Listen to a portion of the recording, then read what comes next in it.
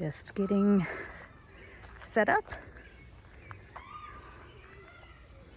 Okay, visitor center there. Parking lot. This will tell you how many people they're expecting. And as we go around, I see a lock and dam or something there. So the Illinois River is right there. Sign says trails are that way. We are here with the river right in front of us and the visitor center at my back. And so we are going to take the trail, however it goes, down to Starved Rock. So I think it goes this way, because it's not very far. So we want to see Starved Rock first, and we may, if the light is good, go over to Lover's Leap yet tonight.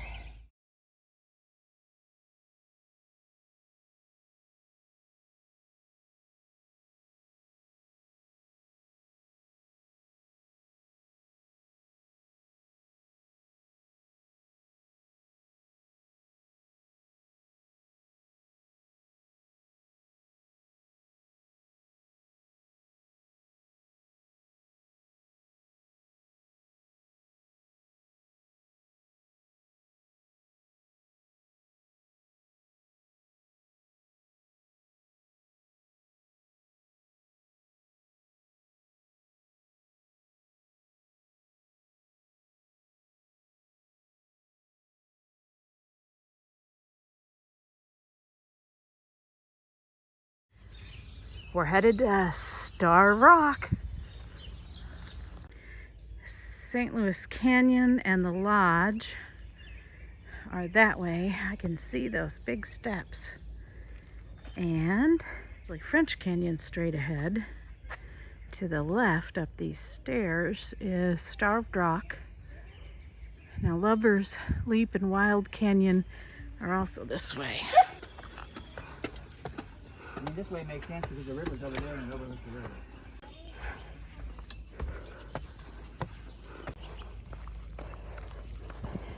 Looks like that one goes to the water. Pretty sure we go up.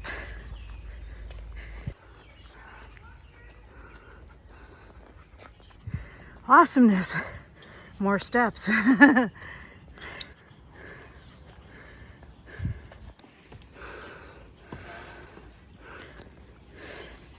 I'm looking. The CCC steps are underneath this. Yeah. You see them? Yes. Wonder if I could put my camera right in there. That's cool. Up we go.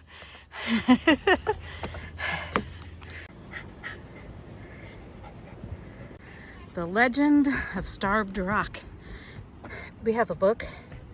We're going to read it to you, a little bit of it.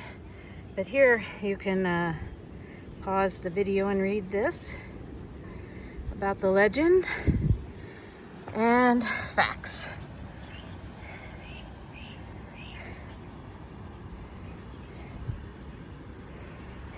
And here is the view. So we are on top of Starved Rock, where 1,200 people, Illinois Indians, were trapped. That is a lock and dam, and it's really cool. You can see the barge coming down the water there.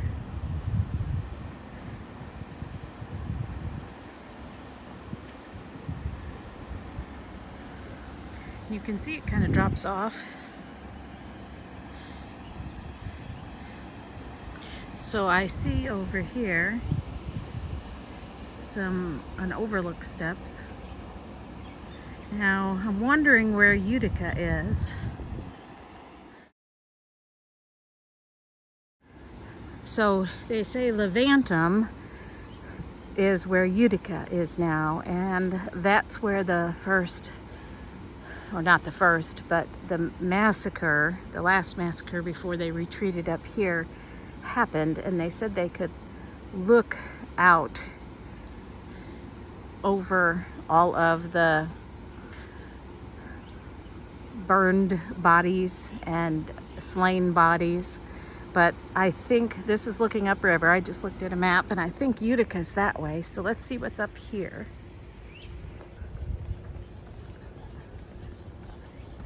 So here's another sign that I will pause over and read. It talks about the bald eagle, the American white pelican, the Illinois River, which runs, here's the Mississippi River. I didn't realize it ran parallel to that. Starved Rock, Marcel's. There's the lock and dam and other things. There's a viewing thing. I can imagine the young maiden, daughter of the chief, throwing her child and then going in after it, screaming into the water. Yeah, we'll read that story when the book comes back. But you can see how that drops straight off. Yeah. And they gave up all hope. And I think, did she go out into the water or did she go on land? My understanding is that she hit every rock and thing going down and ended up in the water, Yeah. according to what was written. I think Utica's this way. You can Well, that's an island in the middle of the river, and you can see geese or something there. I think Utica was over this way. Continues on. I bet you there's another overlook up here that might be the overlook to Utica. So it's our understanding that while the 1200 were up on top of this mountain, that's a lot of people up on top of this space, which isn't very big, that they were looking out over the bodies. Looks like a bend in the river. It goes this way and it goes that way.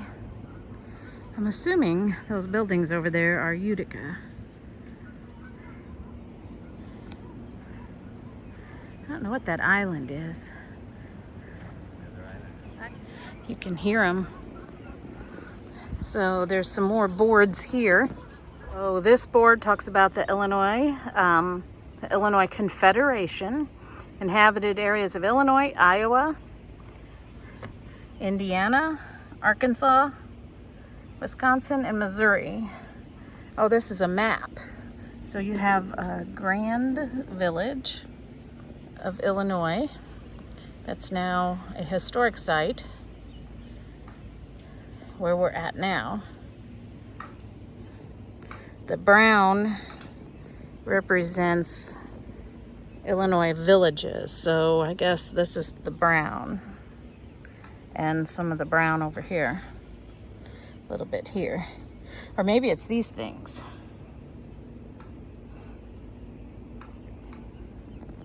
This one talks about Fort St. Louis. Oh, well, that was important. Oh, that's cool. So I think Fort St. Louis was up here on top of this mountain. And that's what they depict it looking like. It was here first in 1683 through 1691. And I read all about it a couple of years ago. Apparently the remnants of it 50 years later were still here, and that's what they were using to protect themselves.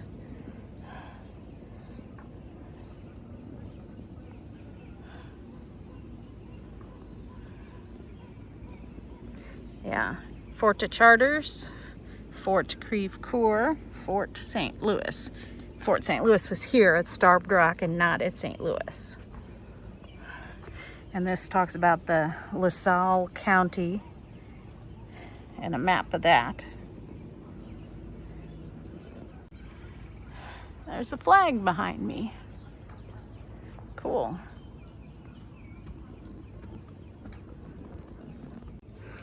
You said that right. Beautifully tragic spot. Because, yeah, my ancestor Mayotte, came shortly after this. That's also in the book, and was a witness. My probable ancestor, Mayotte, was up here, and this was just filled with the 1,200 bodies, all slain. Very tragic.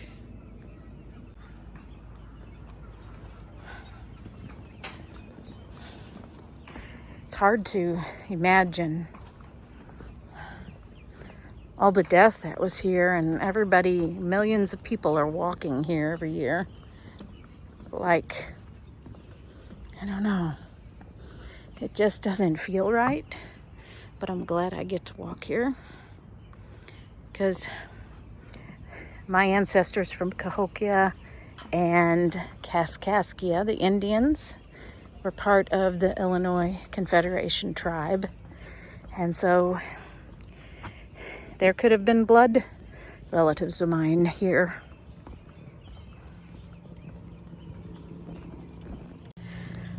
This one is about the Civilian Conservation Corps.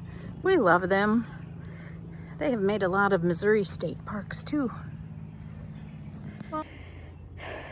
Once again though, there's my feet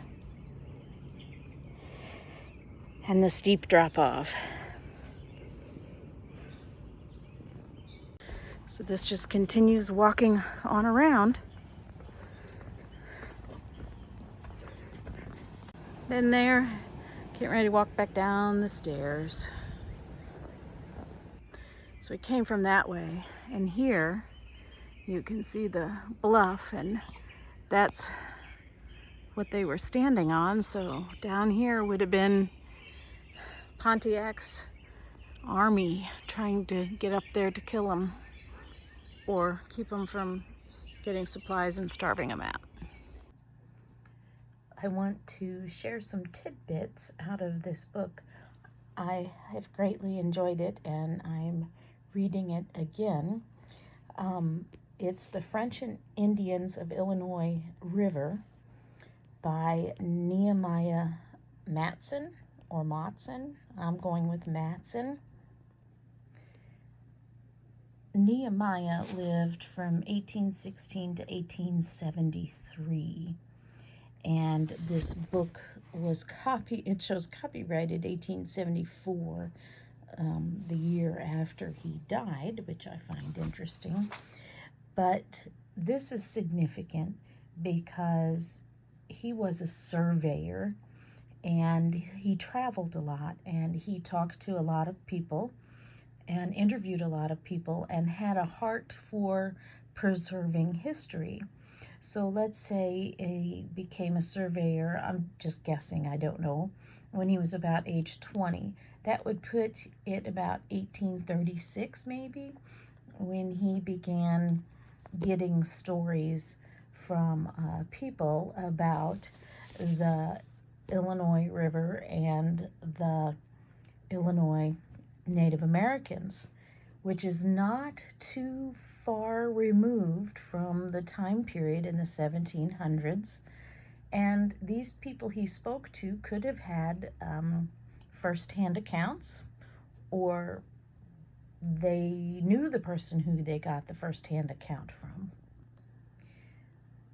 I've listened to a lot of videos about Starved Rock on YouTube, and most of them stress that it's a legend, and they tend to go toward the negative side, that it's probably mostly false, just a made-up fictional story.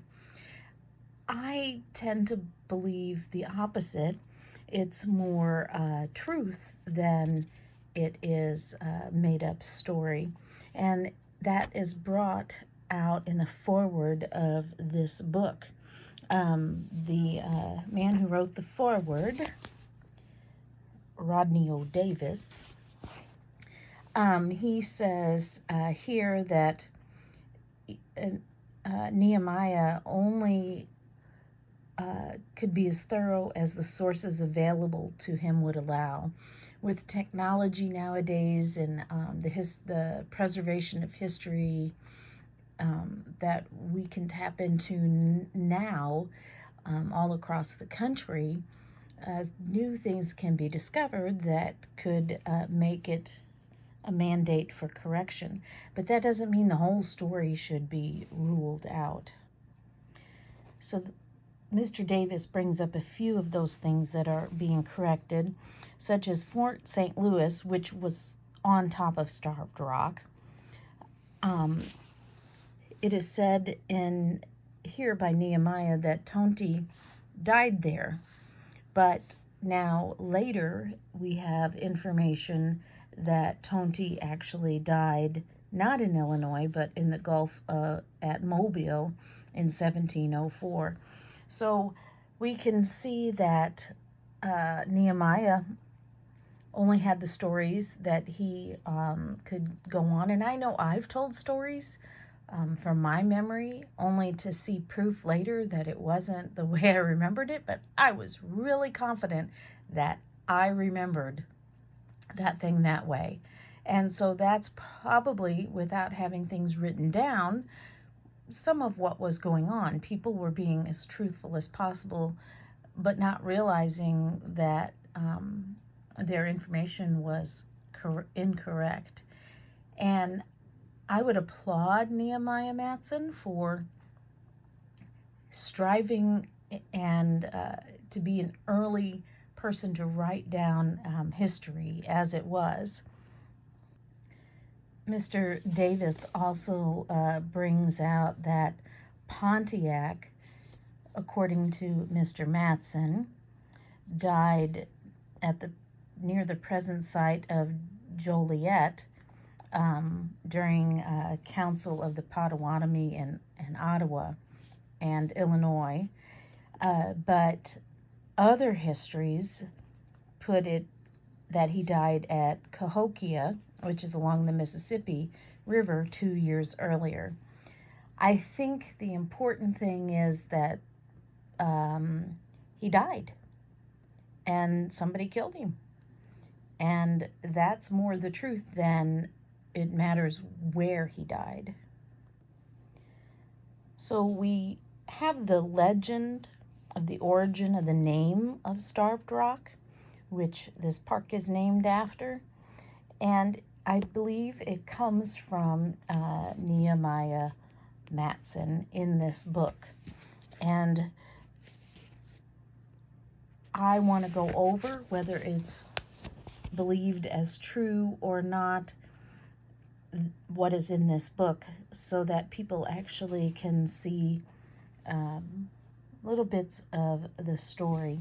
I love how Davis pulls in that Nehemiah Matson, his book must be evaluated for what it is, a piece of colorful local history, romantically anchored in legend, yet rooted also in invaluable research and produced by a dedicated amateur whose standards were high. So Nehemiah tried as hard as he could to be as accurate as possible. He was dedicated in doing his research so that he could be as accurate as possible. And the book also, Mr. Davis in his foreword also mentions that he was of good character and well respected by the people. I just wanted to highlight this for those that might want to pause the video.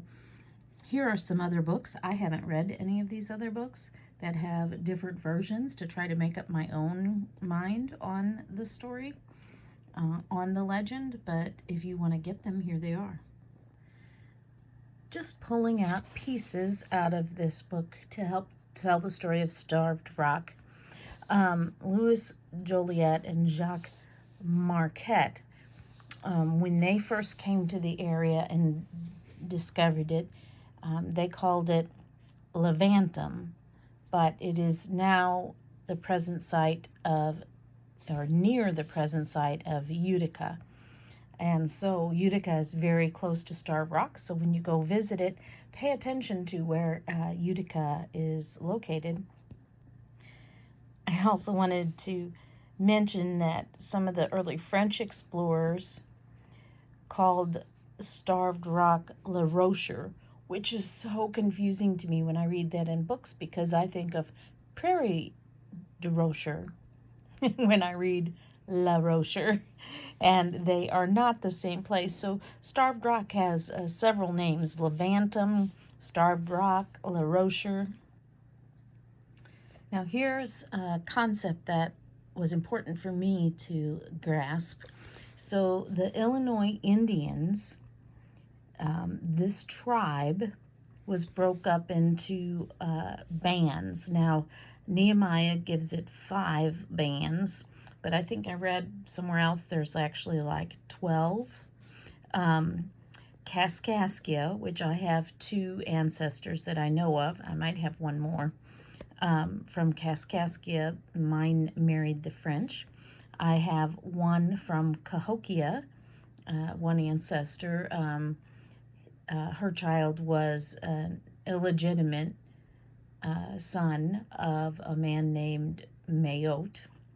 And the Peorias, the Tamaros, and the McGamis.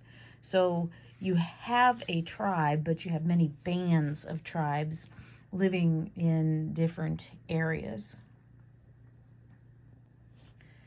As part of the story, I think it's important to note that the Illinois Indians were not warlike people, but they would go to war to defend their land, which is what this story is about.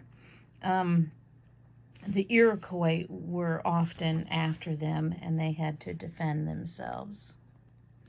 So this one here shows that Nehemiah did some research.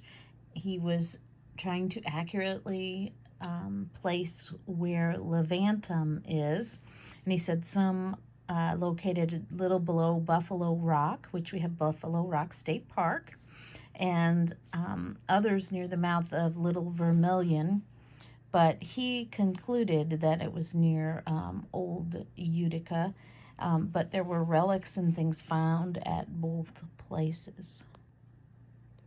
So although Joliet and Marquette were in the area, probably saw Starved Rock, LaSalle was the one who actually had a big undertaking in the St. Louis fort. So Robert Cavalier was his real name, but he was LaSalle. And he came 7 years after Joliet and Marquette. So around 1680, LaSalle built a fort near Peoria Bank, the west side, and named it Creve Coeur. My husband and I were having trouble remembering history, and we were happy to read this little tidbit. We kept saying, well, who's Tonte? Is he an Indian? Well, no, he's an Italian who got banished from Italy, and he went to Rouen, France. And so Henry de Tonti, and I'm not sure if that's Tonte or Tante, we debated that too, and I guess I should have looked it up. And so he was there on behalf of the French. So there's some significance on this page. Here, Nehemiah says some people believed that Fort St. Louis was on Buffalo Rock, but he came to the conclusion that it was on Starved Rock. So even Nehemiah admits that there are conflicting reports and has to decide which one is the most accurate. Fort St. Louis, Rock Fort, and La Rocher were all the same thing. And so since they were believed to be on top of Starved Rock, that is also the same thing. So that gets very confusing. Today we mostly say it was Fort St. Louis, but it was also Rock Fort. I like Rock Fort because if it was built on top of a rock, it makes more sense. I don't want to read too much of this book to you. You can get it and read it for yourself. But I think it's important to note as I was reading this that Tonti had a very significant role, and I don't think he was credited enough based on what I read for how much he did. For instance, 2 years after the fort was built, La Salle left, leaving Tonti in command. So Tonti was La Salle's right-hand man, but he is all throughout this book having a lot of significance. For instance, at Fort St. Louis, it was attacked by a large body of Iroquois Indians, so the same ones that were bothering those Illinois Indians, held for siege for 6 days, and guess who was in command? I thought this interesting just for a bit of history. So La Salle had died in this book, but Tonti denied the power of the governor to appoint a commander at the fort, claiming that it was the private property of La Salle because he had built it at his own expense and maintained it at his own expense. But then this Pompus Payette, I think is how that is said, he just came along and proclaimed himself commander of the fort.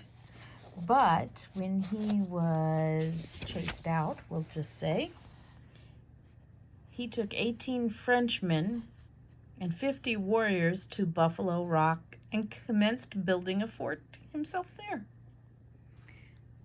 And I bring this up because Buffalo Rock is a state park nearby. So Payette married, it says a squaw, but that's offensive nowadays, I understand.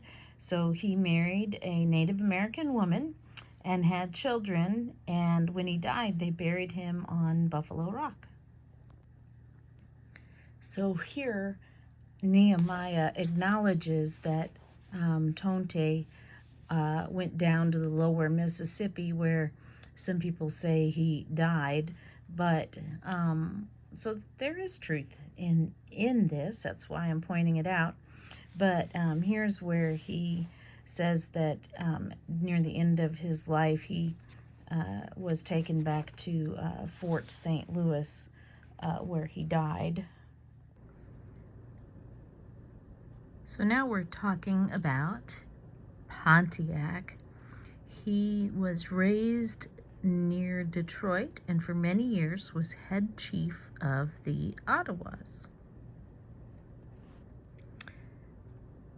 And for a period of time, he allowed the British to take possession of the French trading posts, but then I guess he changed his mind because a few years afterwards, he made war against the Redcoats, and it was considered Pontiac's conspiracy.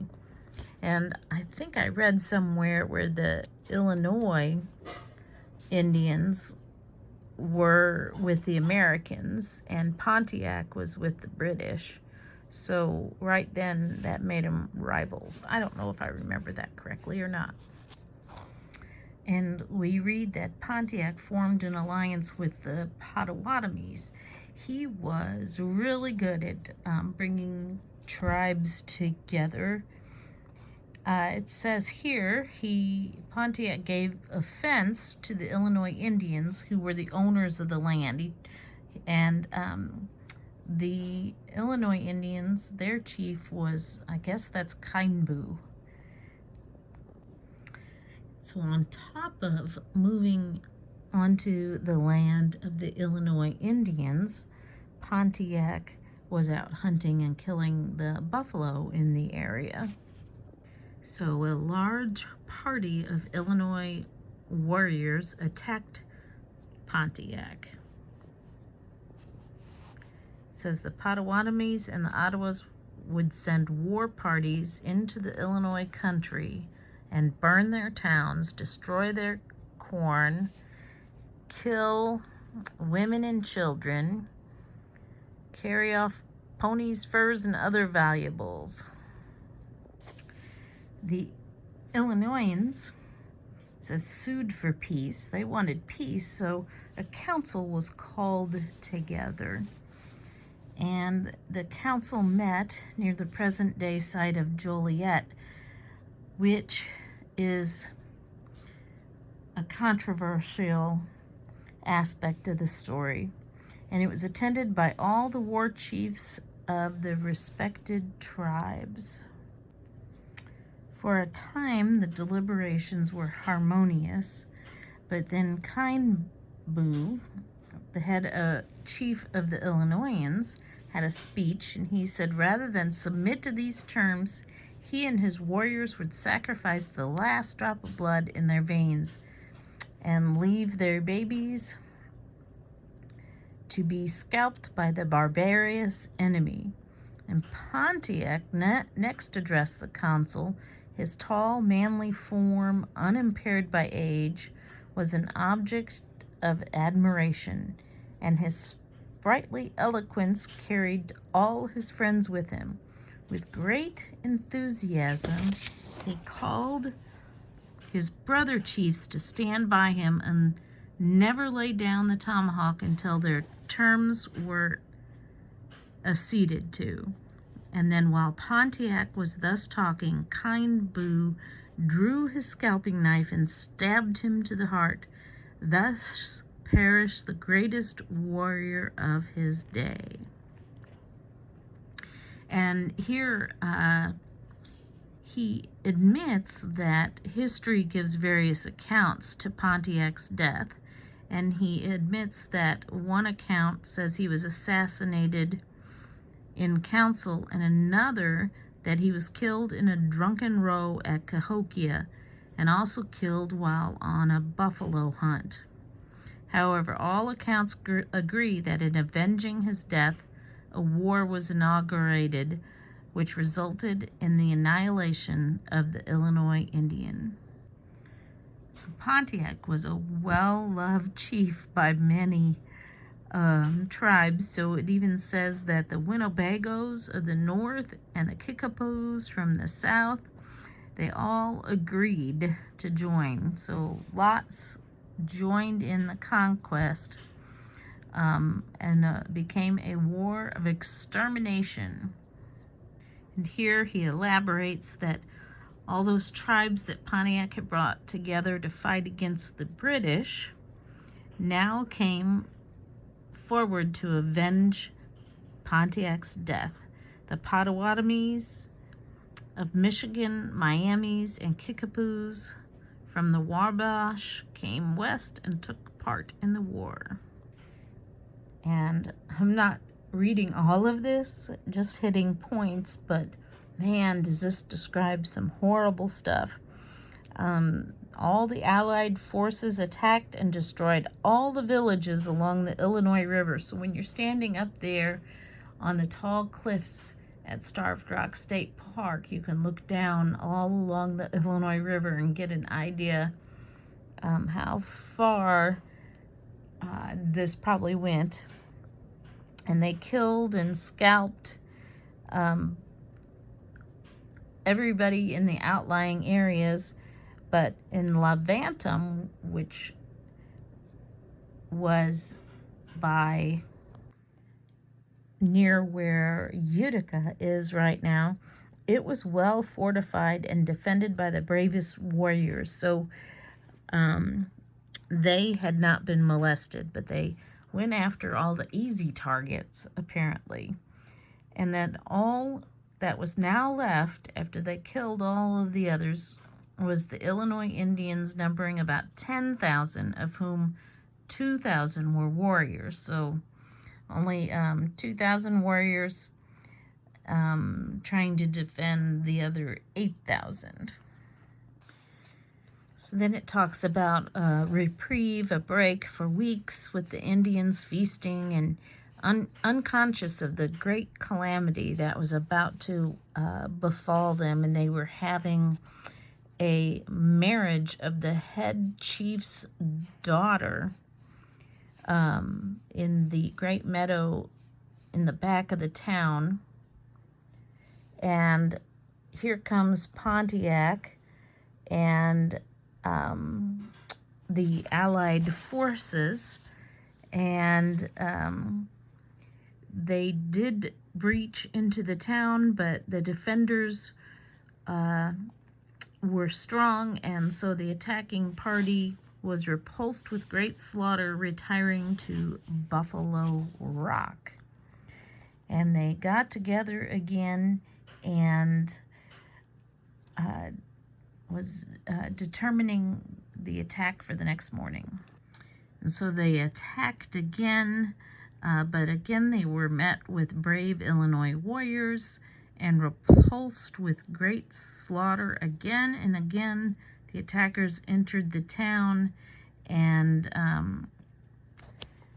for 12 long hours of battle raged. A large portion of the Illinois warriors were slain, and hundreds of women and children lay lifeless in their bloody gore. So this is all around Utica.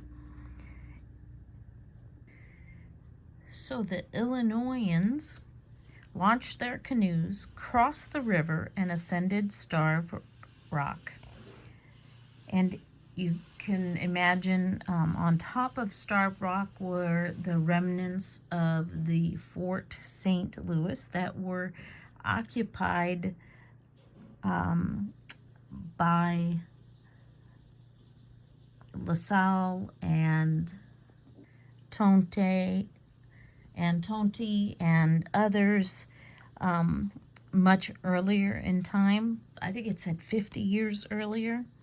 And so the remains of the fort were there, and they went up there to take refuge, and there were about 1,200, 300 of them were warriors. So we've gone down to only 300 warriors from 2,000. And I just kept saying, as I was walking around that rock, I couldn't imagine 1,200 people hanging out there. So when morning came, with the clear sky, the Allies soon discovered that their intended victims had fled. So the Allied forces kept trying to make it up the rocks, and the brave Illinoisan Indians with war clubs and tomahawks sent them bleeding and lifeless down the rugged precipice. So they kept trying, the assailants, rallying together and rushing up the side of the summit or the rock, and their lifeless bodies thrown from the rock into the river. So the assailants, the Allies, were not doing very well, and they were losing a lot. Connected with this bloody battle on Starved Rock is a romantic story, which was current at the time among the French and half-breeds at Peoria, and is now told by their descendants. A young warrior named Belix, a half-breed, who had distinguished himself in previous battles and therefore wore his breast a badge of honor. This young brave, having wooed and won a beautiful maiden, a daughter of the head chief Kindbu, and the time had arrived to celebrate the marriage rites. But in the midst of the marriage festival, and before the bride was given away, the alarm of an approaching enemy was given, as previously stated. When the Allied forces assaulted the fugitives on Starved Rock, foremost among the warriors in repelling the assailants was Belix. With his war club cleaved the skulls of many of an enemy, and during the fight his fancy bride stood nearby witnessing the bloody strife. But when she saw her lover's skull split open by a tomahawk, with a wild scream she sprang from the rock down the fearful precipice, her body falling from crag to crag until it landed lifeless and bleeding in the river below. Then this talks about at a Devil's Nose, which was just south of Starved Rock, the Allied forces erected a little fortification, a temporary one, And so they besieged them from the mountain nearby, basically, killing some and wounding others. And among the latter was Kine Boone. So Kine Boone, the head chief, was wounded when they were shooting things from a nearby rock. So now being besieged at a high level, they're not able to defend themselves as well. And so they change things up and they build an embankment to shield themselves from the arrows and rifle balls of the enemy coming from the nearby mountain or rock or whatever you want to call it. So now that they're protected from the missiles, it says, of the assailants, another enemy equally dreaded came along, that of hunger and thirst. So they had taken some provisions up there, but the supply was now exhausted and starvation stared them in the face. And day after day went by, and they were so closely guarded by the enemy, they had no opportunity to escape from their rocky prison. Famishing with thirst, they would cut up buckskin clothing and they made cords out of it to draw water out of the river. So they used their clothing to get water out of the river, but then the Allies would be on guard at the base and they would tug on the cord, giving it a quick jerk, and whoever was drawing the water would be drawn over the rock and fall lifeless into the river. So they weren't even able to get water out of the river. So the days passed away, and the site of their town, which is where Utica is now, or near where Utica is now, they could see in plain view. So they're sitting on top of the rock and they can see where they used to live down below, where there was lots of killing that was blackened by fire because they had come in and burned it after these 1,200 had escaped, and they could see the ghastly remains of those slain and buzzards hovering around. I can just imagine how sad they were, starving and looking down at that. And this section talks about after 12 days had passed on the rocks, how bad it was with mothers trying to nurse their infants and not being able to, and all their suffering.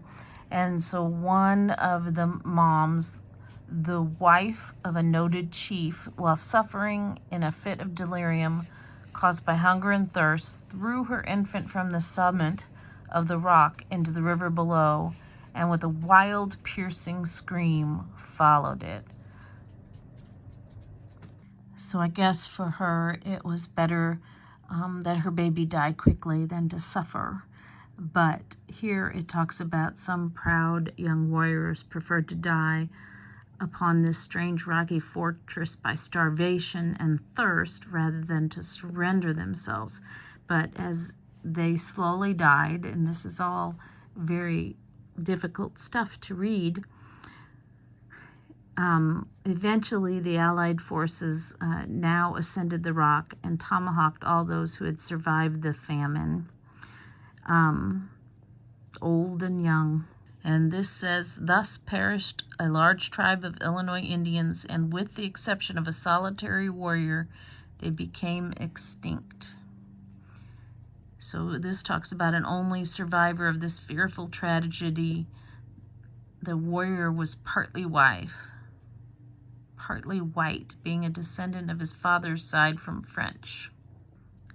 He went to Peoria and embraced Christianity, and he was christened under an old French name of La Belle. And his descendants are now living near Prairie du Rocher, one of whom is Charles La Belle. And on the next page, I find this interesting because I think this Robert Mayette anglicized Mayotte. It is a good possibility to be my ancestor. And a few days after the destruction of the Illinois Indians, he and Felix Lapance were returning from Canada with 3 canoes loaded with goods, and they stopped at the scene of the tragedy. There were buzzards around Starved Rock, at that time called La Rocher. Upon reaching the summit of La Rocher, so they made it to the top of the rock, they were horrified to find it covered with dead bodies. Oh, well, see, I can't even really read all of that. And for me, this is an important part of the story. It says, according to history, about 1,000 Illinoisans, but known as Kaskaskia Indians, were living in the south part of the state as late as 1802. The Indians at the south appeared to have taken no part in the war, and the destruction of the tribe applied only to those along the Illinois River. So 2 of my ancestors were in Kaskaskia and the other in Cahokia.